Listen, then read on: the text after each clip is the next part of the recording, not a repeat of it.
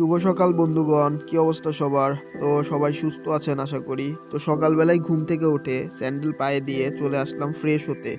তো প্রথমে brush trash করে মুখ টুক ধুয়ে চলে যাই রান্নাঘরে, যায় দেখি আম্মু কি আমার জন্য রান্না করছে। যেই দেখি আমার খুবই ফেভারিট মাংস এবং রুটি ও হালুয়া রান্না করতেছে। তো আম্মু রান্না করুক, এর ফাঁকে আমি চলে যাই নামাজ পড়তে। তো নামাজ পড়ে এসে দেখি আমার আম্মুর রান্না করা হয়ে গেছে। রান্না করে টেবিলের উপরে সাজিয়ে রেখেছে রান্না। তো দেখি কি, কি রান্না করলো। তো মাংস, আলু ভর্তা, তারপরে আরও বিভিন্ন ধরনের হালুয়া এবং ভাজি করে রেখেছে আমার জন্য। তো বেশি দেরি না করে খাওয়া স্টার্ট করে দেই। প্রথমেই মাংসটা নিয়ে নিচ্ছি। এটা হচ্ছে বটবুড়ি, যাই হোক কি যেন বলে, ওটা দিয়ে রান্না করা হয়েছে মাংস। মাংসর সাথে আমি খেতে যাচ্ছি রুটি।